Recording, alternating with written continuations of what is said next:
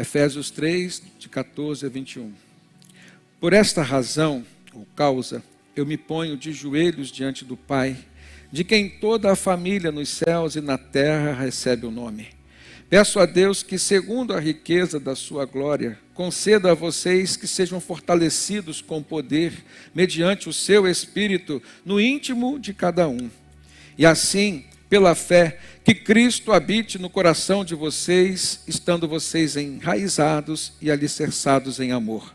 Isto para que, com todos os santos, vocês possam compreender qual é a largura, o comprimento, a altura e a profundidade, e conhecer o amor de Cristo que excede todo entendimento, para que vocês fiquem cheios de toda a plenitude de Deus. Ora, aquele que é poderoso para fazer infinitamente mais do que tudo que pedimos ou pensamos, conforme o seu poder que opera em nós, a Ele seja a glória na igreja e em Cristo Jesus por todas as gerações, para todo sempre. Amém. Posso ouvir um amém da igreja?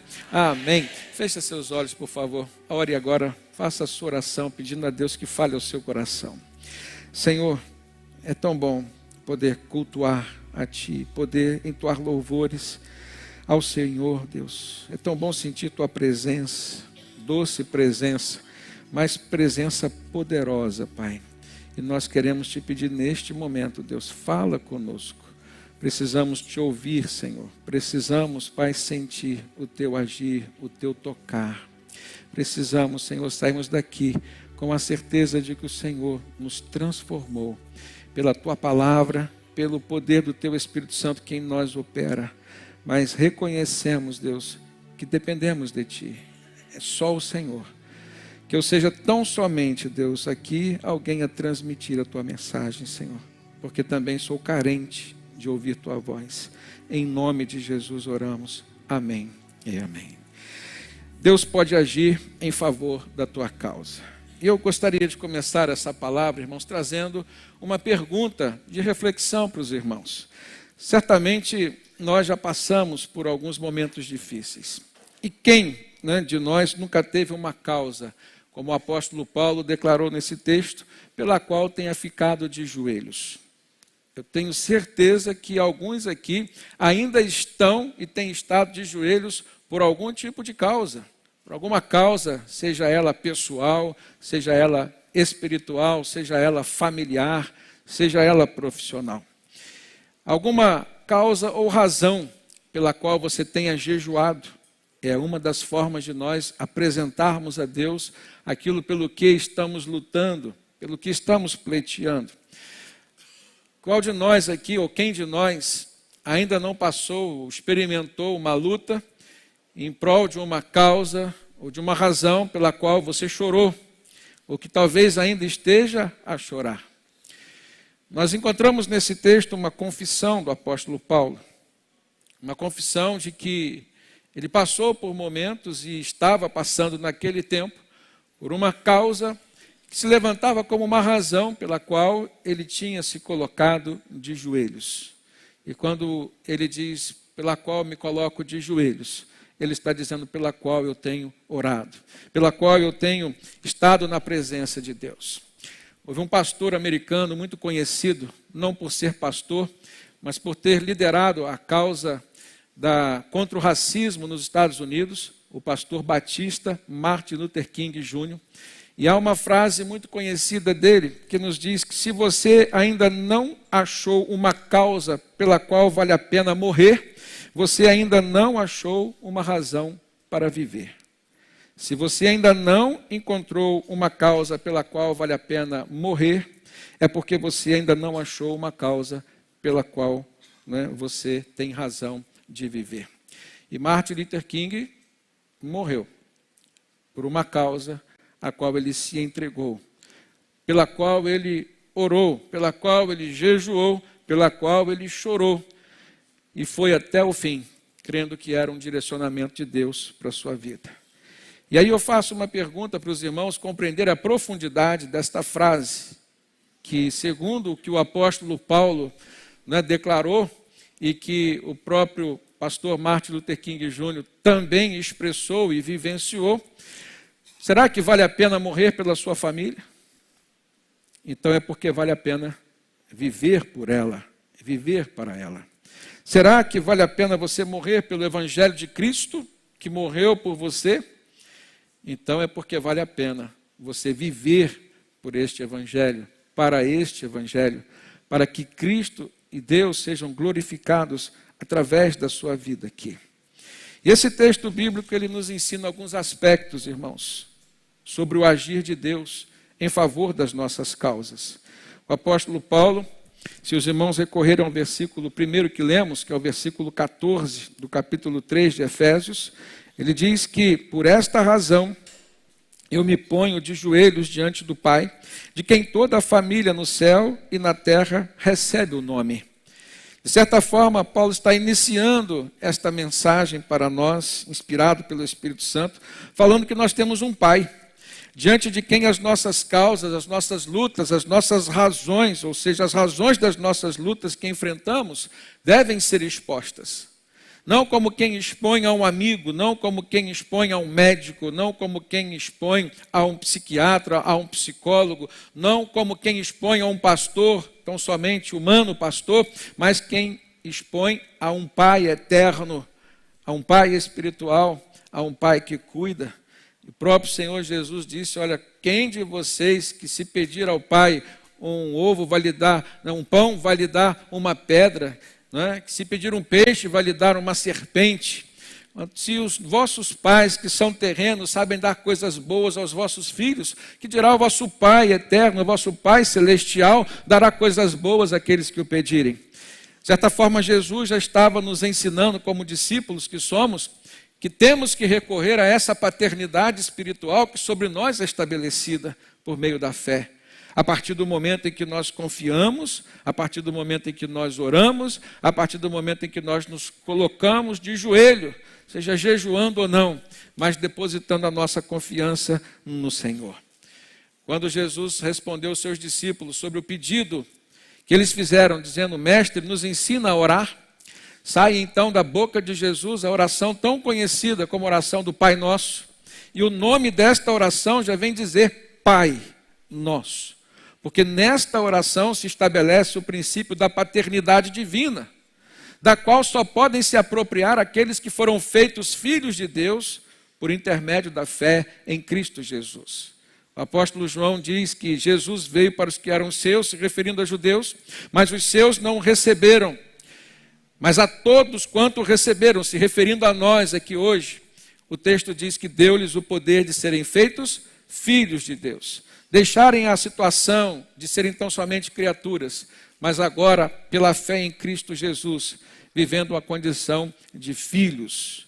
Na oração do Pai Nosso, então, Jesus diz, portanto, orem assim, Pai nosso que estás nos céus, santificado seja o vosso nome, venha a nós o teu reino, seja feita a tua vontade, assim na terra como no céu.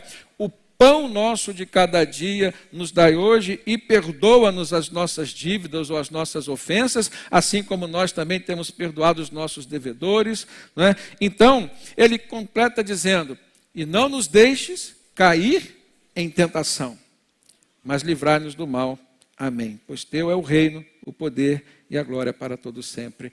Amém. Percebam aqui que nessa oração, Jesus não só está nos ensinando, mas está nos mostrando de uma forma muito prática aspectos que se estabelecem nessa relação de paternidade. É o pão nosso, aquilo que nós necessitamos de material, o pão nosso de cada dia. Mas ele fala também sobre o perdão, aquilo que nós necessitamos na dimensão emocional, aquilo que cura a nossa alma, as feridas que as mágoas possam ter deixado, e aquele que cura a alma, cura o corpo também. E ele diz, não nos deixes cair em tentação. E ele alcança o ser humano na sua dimensão espiritual, naquilo que fere a nossa relação com Deus, que se chama pecado. Ele diz, não nos deixes cair em tentação. Essa relação na qual nós entendemos e nos apropriamos de Deus como nosso Pai, ela alcança o ser humano em todas as suas dimensões. E o apóstolo Paulo, nesse texto, ele diz, por esta razão ou por esta causa, me ponho de joelhos Diante de quem, irmãos? Diante do Pai. Não diante do homem, não diante do sistema, seja econômico, seja político, aquilo que vem com tanto poder e que tem poder para nos oprimir, que tem poder para trazer uma alegria momentânea para muitas pessoas, que tem poder para resolver problemas aqui na terra, mas não tem poder para alcançar os problemas que nos impedem de alcançar os céus. Paulo nos ensina nesse momento que as nossas causas, elas precisam ser, antes de tudo, apresentadas ao nosso Pai, seja de joelhos, seja em jejum, seja em oração, mas nós precisamos apresentá-las ao nosso Deus. Amém, queridos? E aí eu pergunto aos irmãos, existe uma causa pela qual vocês têm lutado hoje? Existe uma razão, por exemplo, pela qual vocês têm buscado ao Senhor mais intensamente, se dedicado a Deus mais profundamente, seja no conhecimento da palavra, ou seja no exercício do serviço cristão, porque são formas que nos conectam com o Senhor, nos aproximam a Deus, o serviço cristão, a devoção, a busca pela sua palavra, a entrega de louvores a Deus, tudo aquilo que nós sentimos, que atrai a nós a presença do eterno, do inefável, do intangível, irmãos. Tudo isso precisa ser considerado nesse momento em que nós estamos lutando diante de alguma causa. Não há nada superior, não há nada que seja mais poderoso do que sentirmos a presença de Deus, o nosso Pai eterno, ao nosso lado, à frente de nós, na nossa retaguarda, lutando em nosso favor. Mas olhando esse texto, eu percebo aqui no versículo 16, quando ele diz: peço a Deus que segundo a sua riqueza, ou a riqueza da sua glória, conceda a vocês que sejam fortalecidos com poder, mediante o seu Espírito Santo, no íntimo de cada um. Nós podemos destacar aqui um ponto importante, que Deus nos fortalece, segundo o poder do Espírito Santo, que nos é dado através do seu Filho Jesus.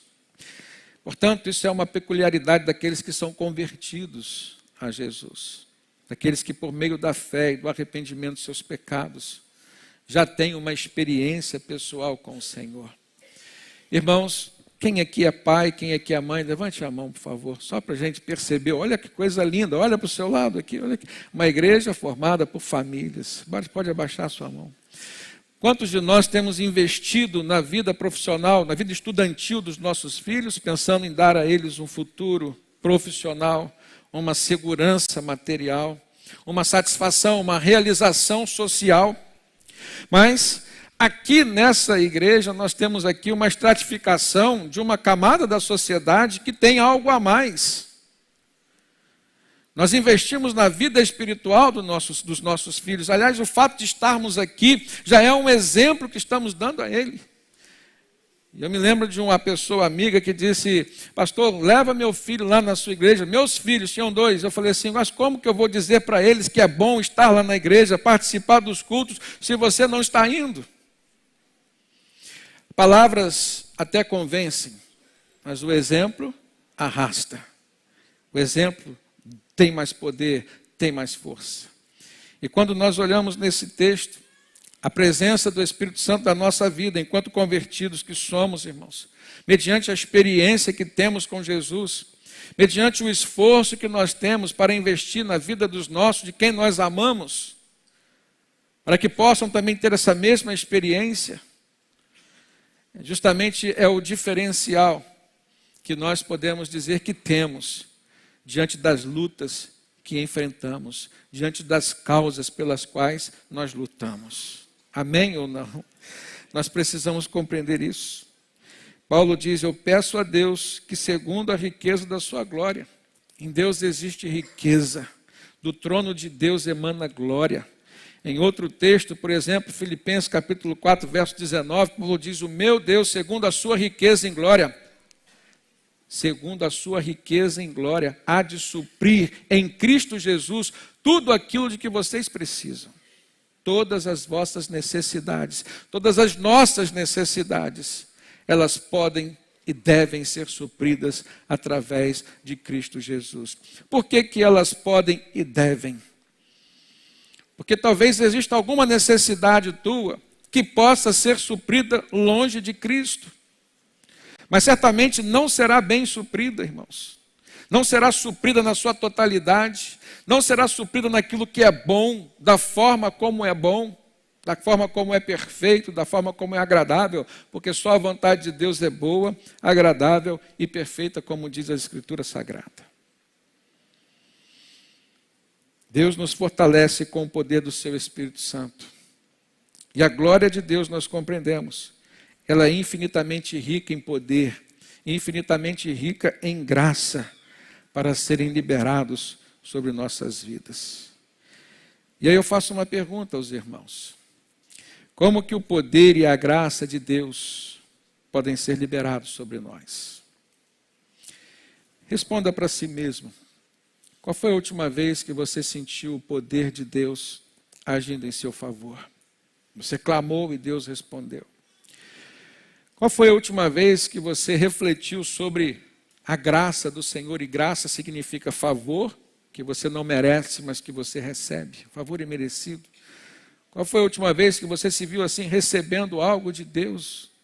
Seja através de alguém, de alguma situação, mas você viu Deus agindo em seu favor.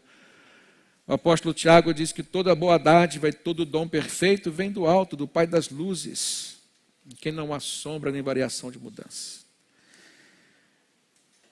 Quando nós refletimos sobre isso, nós compreendemos a relação de dependência que existe, que precisa ser lembrada entre nós e o nosso Deus. Como um filho depende do pai. Uma relação que nos mostra e nos revela aquilo que está no coração do pai, de querer dar sempre o melhor para os seus filhos. O poder emana dos céus, alcança os nossos corações aqui na terra. Esse poder de Deus, e é esse ao que o texto se refere, se manifesta dentro de nós a partir do Espírito Santo que o Senhor nos concedeu. E lá em Mateus capítulo 10, verso 1, Jesus fala aos seus discípulos sobre essa autoridade, sobre esse poder, quando ele disse que o Senhor Jesus o chamou os seus 12 discípulos e fez o quê? Deu-lhes autoridade sobre espíritos imundos para expulsar, para curar todo tipo de doenças e todo tipo de enfermidades. Especificamente, Jesus está falando sobre aquilo que é material, físico, humano. Jesus está falando sobre aquilo que é sobrenatural, sobre aquilo que é espiritual, sobre aquilo que nós sabemos que existe, porque sofremos, sentimos as opressões, sentimos no corpo aquilo cuja origem é espiritual. Então, se sabemos disso, precisamos usar as armas que são espirituais, porque a partir delas o poder de Deus age e se manifesta em nosso favor. Lá em Efésios capítulo 4, verso 7, o apóstolo Paulo diz: e a graça foi concedida a cada um de nós, segundo a medida do dom de Cristo. E certamente nós podemos então aprender nesse versículo que para enfrentar os problemas, nós precisamos continuar sempre usando os dons de Cristo, que vêm por meio do Espírito Santo, que nos capacitam, que vêm para nos habilitar, nos preparar para esse enfrentamento, ou esses enfrentamentos, que sempre estão rodeando a vida do povo e dos servos de Deus. Os irmãos concordam?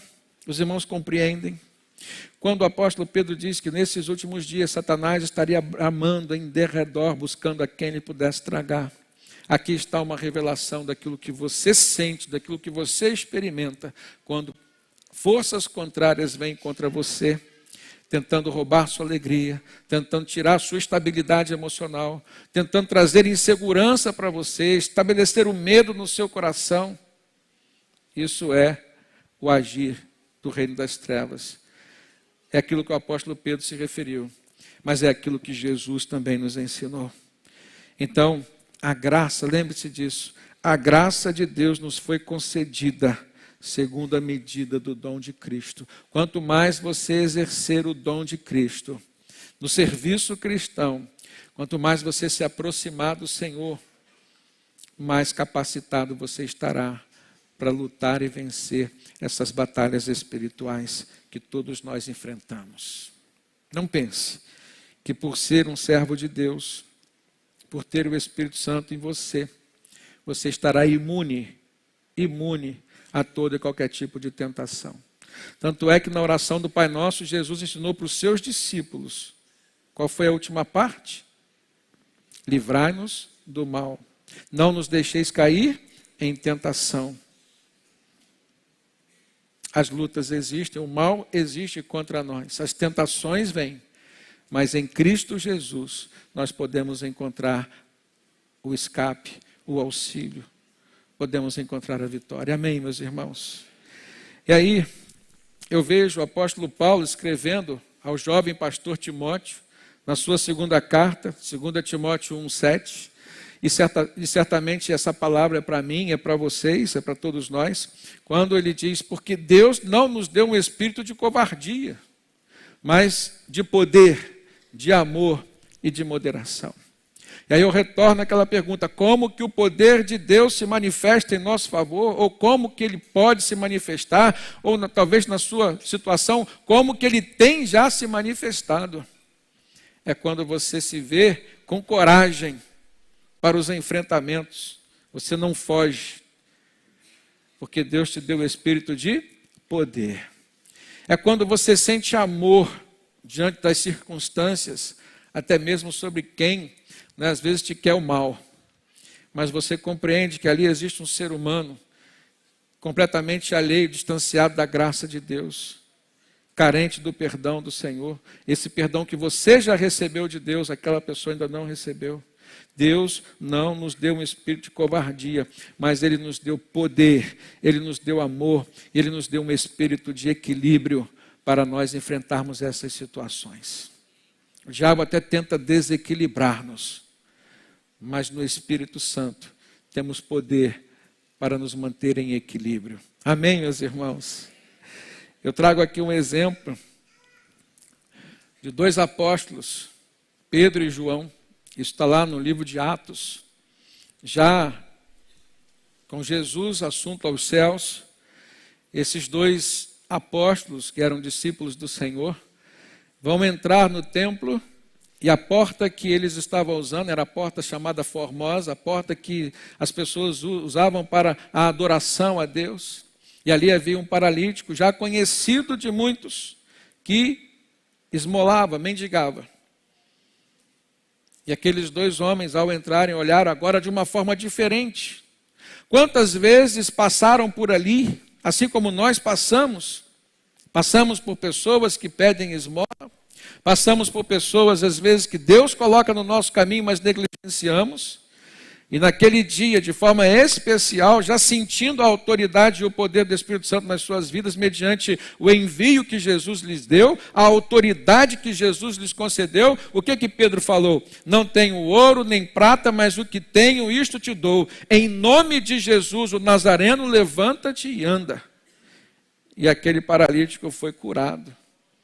E ele agora andou, mas andou em direção ao templo. Ele não saiu do templo, ele entrou no templo para glorificar o Senhor, para cultuar a Deus. Por quê? Porque o poder de Deus se manifestou na sua vida. Por quê? Porque dois homens servos de Deus sentiram que tinham autoridade no nome de Jesus para orar, para impetrar bênçãos. E para dizer que o nome de Jesus Cristo tem poder para curar. Amém, irmãos? E aí vem o diferencial, que é a palavra de Deus que se aplica a mim, que se aplica a você. Diante desses embates que enfrentamos, seja no campo físico ou espiritual, como que nós temos reagido? Como que o nome de Jesus Cristo tem sido proferido?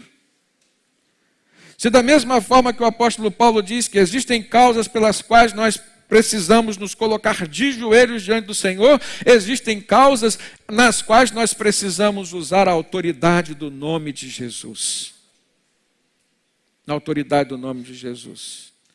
E você dizer que sobre a sua casa, sobre a sua vida, sobre a sua família, o inimigo não tem poder, em nome de Jesus. E você pode e deve orar sobre os enfermos e dizer, em nome de Jesus, nós proclamamos a cura que vem do Senhor para a glória do Senhor. Nós precisamos agir assim. Deus nos fortalece com o poder no Espírito Santo. E eu vejo que inicialmente esse processo se dá por um fortalecimento espiritual, mas que depois ele vai se desdobrar de uma maneira multidimensional, nos alcançando em todas as dimensões da nossa vida. Eu vejo isso nesse verso 16. Paulo diz, eu peço a Deus, segundo a riqueza da sua glória, que conceda a vocês que sejam fortalecidos com poder. É Deus quem nos concede essa graça, de sermos fortalecidos com o poder que é dele, mediante o Espírito que é dele. E isso vem no íntimo de cada um de nós. Então, o que é esse fortalecimento espiritual?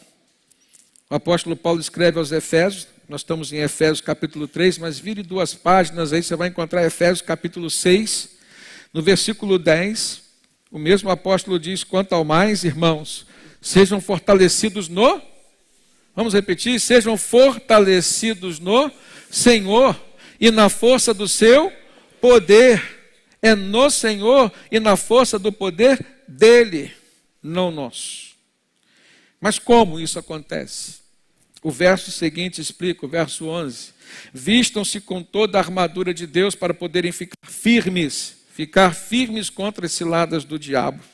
Porque a nossa luta não é contra a carne, o sangue, mas contra os principados e as potestades, ou seja, os governos e as autoridades, né, contra os dominadores desse mundo tenebroso. E aí ele fala especificamente contra as forças espirituais do mal nas regiões celestiais.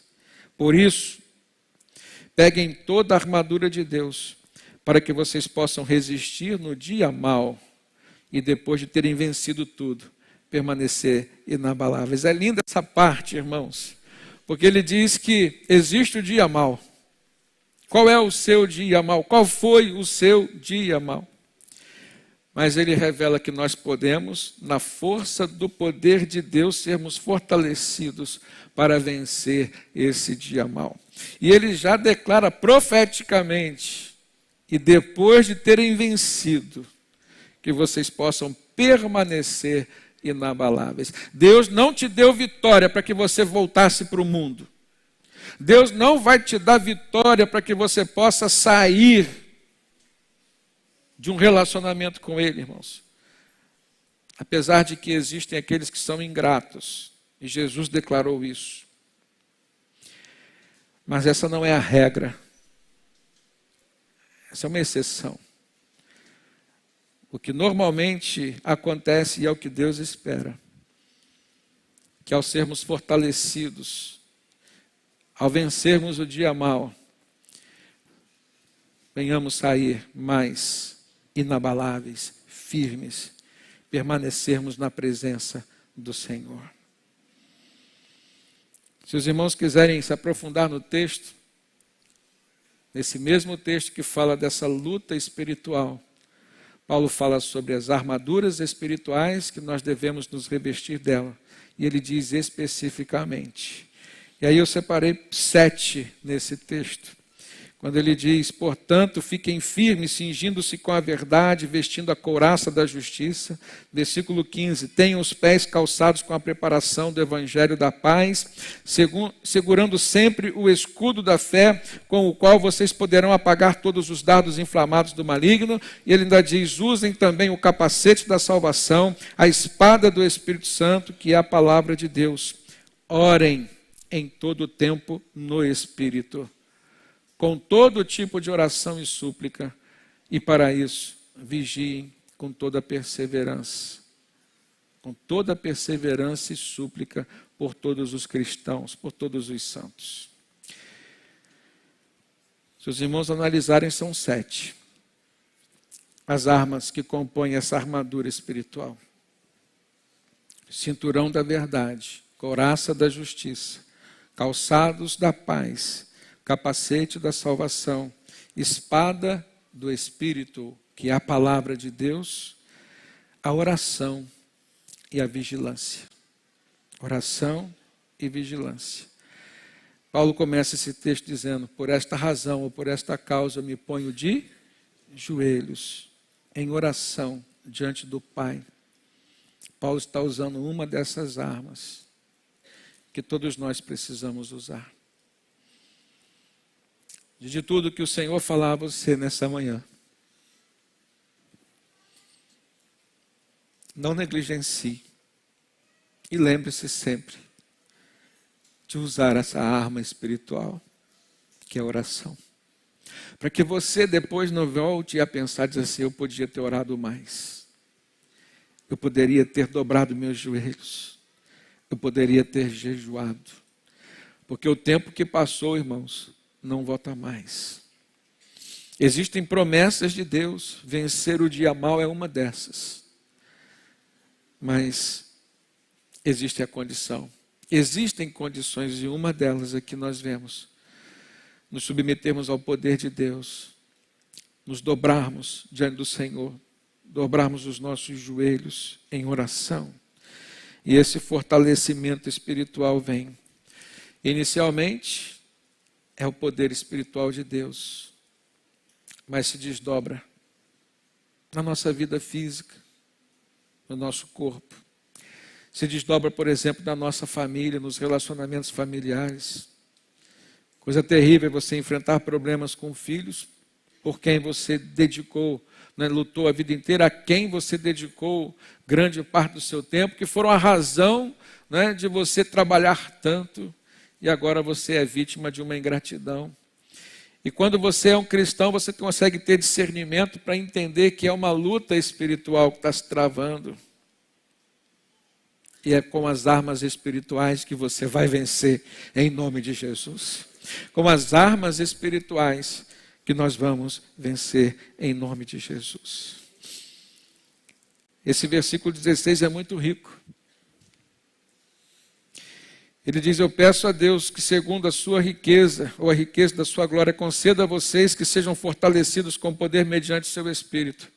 Há um terceiro aspecto, ou subtópico aqui, onde ele diz: no íntimo de cada um. No íntimo de cada um. O Espírito Santo, ele conhece o nosso ser, irmãos, ele está em nós. Ele sabe das nossas necessidades melhor do que nós mesmos. Ele sabe das nossas fragilidades melhor do que nós mesmos.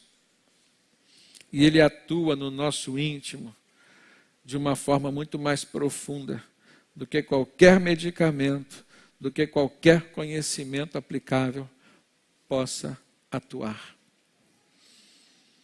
Não existe nada dentro e fora de nós que possa estar oculto aos olhos, aos ouvidos do nosso Deus. A palavra do Senhor nos ensina isso. Provérbios 15:3 diz o quê? Que os olhos do Senhor estão em todo lugar. Fazendo o quê, irmãos? Contemplando os maus e os bons. Não só se referindo às pessoas, mas se está em todo lugar, está dentro de nós, contemplando aquilo que é mal, que há em nós, e aquilo que é de bom, que há em nós também. No Salmo 139, a partir do verso 1, salmo muito conhecido dos irmãos, virou louvor da nossa igreja: Senhor, tu me sondas e me conheces. Tu sabes quando eu me sento, quando eu me levanto, de longe conheces os meus pensamentos, observas o meu andar, o meu deitar e conheces todos os meus caminhos. A palavra ainda nem chegou à minha boca, à minha língua, e tu, Senhor, já a conheces toda. Tu me cercas por todos os lados e pões a tua mão sobre mim. Ele diz: tal conhecimento é maravilhoso demais para mim. É tão elevado que eu não posso nem atingir. Aí ele confessa: para onde me ausentarei do teu espírito? Para onde fugirei da tua face? Se o teu espírito está dentro de mim, irmãos, aonde eu vou, o Espírito de Deus sabe que eu estou. Não há como fugir da face de Deus. E essa é uma realidade que tem duas vertentes, pelo menos, que nos abençoam, que vem de Deus e para nos abençoar. A primeira delas é a segurança. É a segurança. Talvez algumas pessoas possam pensar assim: como que o cristão enfrenta uma enfermidade com tranquilidade? Descansando no Senhor e confiando nele. Aqui, nesse momento exato, hoje eu pedi oração aos irmãos pela saúde da minha mãe. E aí eu pergunto, como que veio à tona uma questão que está dentro dela? O Espírito Santo, o Senhor, conhece o que está dentro de nós, tanto de bom quanto de mal. E Ele tem poder para fazer sair em nome de Jesus. Amém, irmãos? E Ele que mostra o que tem de mal, tem poder para retirar o mal, toda a maldade que está dentro de nós. Tanto no sentido físico, quanto no sentido espiritual. Porque Deus é Deus sobre você. E Ele não separa o seu corpo do seu espírito. Não separa o seu corpo do seu espírito, da sua alma. Ele quer estar contigo em todas as áreas. E a segunda vertente é boa, é bênção também. Ela é um alerta para nós. Porque se Ele sabe tudo que é de bom e tudo que é de mal, tudo que é de ruim, nós precisamos nos submeter para que Ele retire de nós. E aí há uma verdade que todos nós precisamos lidar com ela, grave isso. Existem casamentos que têm sofrido muito, famílias que têm sofrido demais, têm sido até destruídas, sabe por quê? Porque cônjuges, apesar de serem cristãos, não submetem a Deus o seu temperamento. Porque esse mesmo Deus que sabe o que tem de bom e o que tem de ruim, Ele pode então retirar o que tem de ruim. Ele pode transformar o seu temperamento. Ele pode transformar você de uma pessoa intolerante para uma pessoa mansa,